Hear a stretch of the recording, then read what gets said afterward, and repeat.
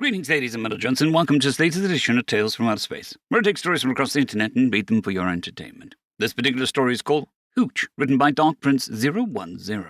There was a clank and a gurgling hiss as Klein continued tinkering with the boiler system. This was one of the two boilers and heatsink arrays connected to the primary port engine, and he had been careful to make sure that nothing too important was being taken offline during his experimentation. But still, his co-worker, an alien named Arkol, and also a conscript of the Zaltar Navy, kept hovering around anxiously. Arkol could feel the great deal of his anxiety being dulled by the mandatory chemical nanomachines that the Zaltar seeded amongst their conquered species for compliance. But there was still a distinct undercurrent of fear and worry that he could feel cutting through the dullness. It was a very familiar feeling, as Klein had been tinkering with the setup for the better part of the past fortnight, coming down here after each shift and unattaching and reattaching pieces and parts here and there. The biggest thing that baffled Arkol was that Klein seemed to be very enthusiastic about the cargo their container craft was hauling. The role chosen for them, for glory of the Zaltar Empire, had been simple feedstock transportation, great agro worlds that exported grain and had no use for husks and rinds in their primary crop. And so the ship they rode upon, Gonza's Pride, was one of the many container ships that simply hauled this waste across the system to be dumped for livestock on meat worlds, rocky planetoids that were covered with little else besides mindless, domesticated and fattened animals, their food, and their byproducts. Arkol knew the Zaltar Empire was not one to waste, and that there were container ships of even lower ranking than their own who were to haul this byproduct back to the agro worlds. The thought of which summoned a wave of revulsion that even the compliant chemical cocktail of the nanomachines was unable to fully dull and remove. But Klein had taken a heap of the green husks and rinds, crushing them as best he could and introducing them to what had once been a primary boiler chamber. He added something else, something that he would only tell Arkol was from his devastated homeworld, and that it was the magic ingredient. But Arkol had been unimpressed, to say the least. The apparatus had bubbled and stunk ominously, hissing and escaped gases whenever Arkol had seen the human messing with and tinkering with it. But then finally, after a few weeks attending, whatever Klein was making appeared to reach a critical point, and he adjusted the levers and valves and increased the heater coil until the concoction he strained was boiling merrily. All of this was still utterly unfamiliar to Arkol, but evidently was going well, judging by how pleased Klein was during the tinkering and tuning and refining. Finally, at the end of the shift, nearly a month after Klein had finished his strange device, the human leaned over to him and murmured during their active shift, "I think it's done. Meet me on the subdeck at 2100, sharp." Arkol did as requested and sat there on the subdeck, wringing his claws in anxiety, when Klein came proudly strutting up, holding a small glass and steel refreshment tube, the kind normally filled with the lightly flavored and pressurized drinks the Zaltar Navy distributed to its conscript sailors. However, the liquid inside was utterly clear, surprising to Arkol, given how murky and brown the initial sludge solution had been. But he knew at a glance it was not ordinary water either. Klein popped the cap off, going to take a whiff, and whistled in appreciation, saying, "Hot damn, that'll put some hair in your chest." He glanced at Arkol, "Or, scales on your thorax." The alien bobbed nervously, and Klein gave him a reassuring chuckle. "Oh, don't worry. I checked to make sure that it's safe for your species. It's actually surprisingly safe for almost all species on board." He paused. "At least in small doses." Nodding uncertainly, Arkol took a very small sip of the liquid, before wincing and coughing, hacking as it felt like his throat was on fire. "What poison is this?" he started to say, but then cut short as he felt the burning from his throat transfer down into his belly, a warmth filling it and feeling oddly soothing. However, even as the warmth of the drink was filling him, Arkol could still feel anxieties and worries build. In fact, they felt more severe now than they had ever before, and Arkol started to hyperventilate slightly, until Klein put a reassuring hand on his shoulder, looking him in the eyes and saying, Hey, it's okay. Just breathe, you're okay. A shot of liquor won't do you in." "A shot of what?" asked Arkol. "Moonshine, hooch, firewater, alcohol," Klein clarified. Arkol frowned. "Alcohol. It's just a chemical group. One's not really that helpful of a distinction." "Oh, sorry, it's ethanol," clarified Klein. Arkall nodded and then pulled up his datapad, specifically opening the first aid application and running a search for how much ethanol was safe for his species to consume. He gave a squawk of alarm as it came back with an answer of 0, and the recommendation not to imbibe any of the liquid. Klein shushed him, chuckling, and said, "Don't worry. Here, ask it what anticipated effects and duration are for imbibing just a few milliliters." Arkall, hesitantly wondering if he'd just poisoned himself, ran the clarification Klein requested, and the results indicated that there would be effects ranging from impaired judgment and slowed motor reflexes to the loss of balance and nausea. Near the bottom, it noted that none of the effects were expected to be permanent, and all should be well after just an hour or two. Klein reassured him, "Probably even less, even with your faster metabolism. A sup of moonshine shouldn't knock you on your ass." Arkall nodded, but could feel the panic rising in his throat, and feeling began to translate into hyperventilating again, before it was sidetracked by a realization that he had not yet felt like this since he was a child.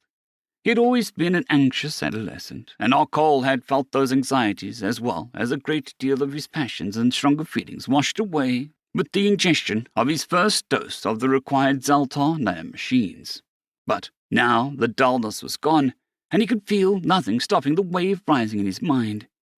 He started hyperventilating again, feeling the walls close in around him when Klein again looked him in the eyes and said calmly, as if Cole was a spooked animal, "Hey, I want you to stay with me and go through some exercises here.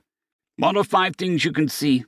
Arkall's eyes darted nervously around the room, and he named them as he could see them. "You, the boiler system you've been messing with, the control panel, the door, and the rating for the stairs." "Excellent," said Klein. "Okay, now what are 4 things you can hear?"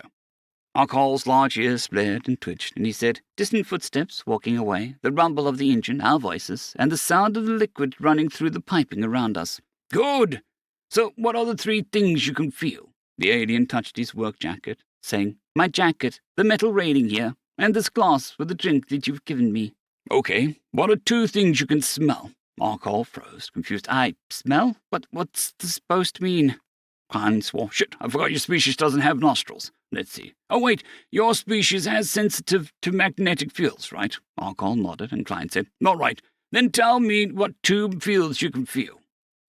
Concentrating on his inner orientation organs, Arkall murmured, "Well, the engine's generation of field," but he was concentrated more. He could also feel another subtle field being generated by the electrical panel and wiring that were part of the boiler control system. "And the electromagnetic field from the control panel." "Great," the human said. "Last thing is, what is something you can taste?" Arkall made a face. "Whatever the hell that drink was that you gave me, this alcohol." Klein chuckled and laughed, but with a genuine expression asked him softly, "How do you feel?" Arkall was introspective for a moment, but realized and was not replaced by the dull, aching indifference that the nanomachines exuded, but instead just simple calmness, the panic having fully subsided. I feel okay, actually. But I think the nanomachines may have had something happen to them." "I noticed that as well. I took a sip earlier this afternoon. I could feel everything get a little bit sharper, able to remember things a little bit better. I've got to say, I really appreciate not having my edges cut down by an empire that prefers me to be passive." Arkall nodded in agreement, although if it weren't for human's help with his rising panic, he might still be tempted to exchange dull reactions for a lack of unreasonable fear. He then turned to Klein, eyeing the concoction in his hand before turning in the direction of the enormous cargo hold. "Can't we scale this up?" Arkall asked. Klein chuckled. "It would take a little bit of doing, but yeah, in theory, we could get a rossable yield out of basically everything we have on these storerooms right now. It's starch-rich, so it would just be a matter of processing and distilling." "But from a few heaps of rinds you got that much," said Klein, hefting up the half-liter bottle of Hooch. "Just imagine the booze sitting and locked away amidst the cattle-feeding compost." Arkall had seen what humans called cattle, and knew that most of the meat world had species that were distinctly more tentacled and less milk-rich than the humans' domesticated animal choice. But the sentiment still stood. "Now we just need to figure out who we want to have a taste of this next," said Arkall, warming to the idea of life without a Zaltar influence in his own body chemistry. Klein chuckled as he pulled out a trio of small metal cups. "What do you say we go pay the captain a visit?" "The what?" Arkall gasped in a startled yelp. Soon the 2 of them were seated in front of the captain, whose species resembled an enormous snake on the lower half, leading into a pair of beaked heads and a trio of arms. The arms were turning glass and liquid within it over and around, examining it with both intense curiosity and healthy suspicion. "So you're saying that you made this?" said Letty, the head closest to Klein. Arkall heard him nickname that head the Captain Lefty, although he wasn't eager to repeat the human colloquialism in case the captain took it as insult. "Yes, ma'am," said Klein proudly. "And you thought that it would be acceptable to break nearly every regulation in the book regarding appropriate use of cargo?" asked Risa, the captain's other head. "Well," said Klein casually, with more than a little bravado, "I figured it was worth stealing a few tufts of green rind and mallow husk out of the mouth of the poor, defenseless, dumb animals to test a theory, and my hunch was right." The captain shook both of their heads, and Lita asked, "What do you mean?" Klein explained, "Well, when Zelda conquer a world, they have some pretty specific instructions on what was no longer culturally allowed anymore, and I picked up on the theme. I noticed that for your species, there's some battle victory celebration drinks that seem to dominate your list of forbidden drinks." Lita and Risa shrugged, their heads moving oddly asynchronously. "Well, we haven't had many battles, so it makes sense that they would be de-emphasized in that context."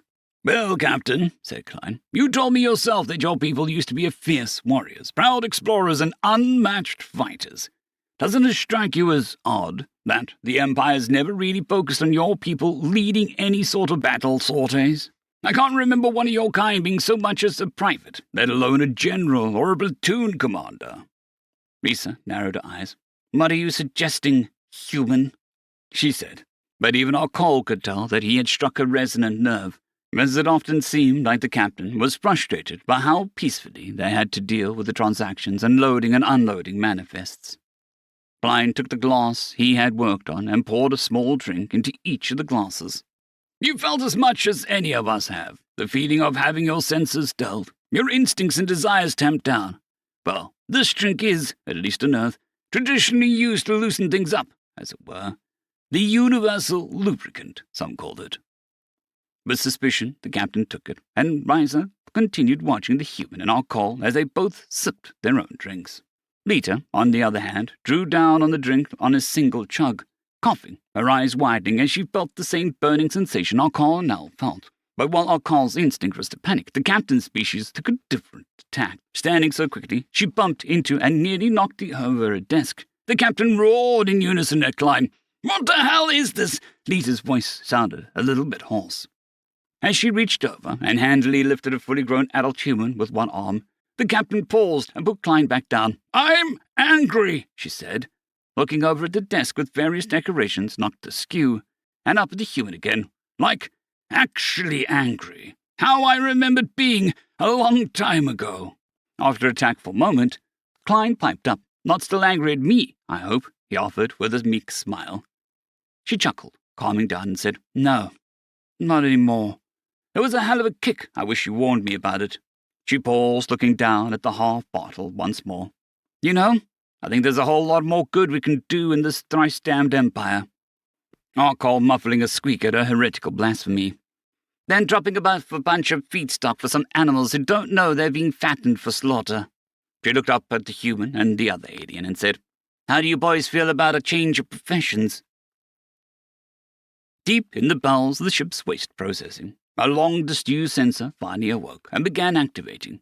It was designed to sense inactivated nanomachines amongst the crew, and instead of receiving a scant handful that had fallen apart from age, it was now receiving a flood of them. The sensor was hardwired to the ship's long-range communications array, and independent of any action or knowledge of anyone on board. An alert was sent to the Zaltar Ministry of Conformance. However, the priority of such a message for a single non-military vessel carrying a cargo of what was as close to worthless trash as the Empire could even deem to handle was low. By the time the investigation was launched and the scouts were sent to learn more about this rogue vessel, the Gonza's Pride had already been renamed and reborn. When the scouts arrived as the last known location, the Runrunner was nowhere to be found. End of story.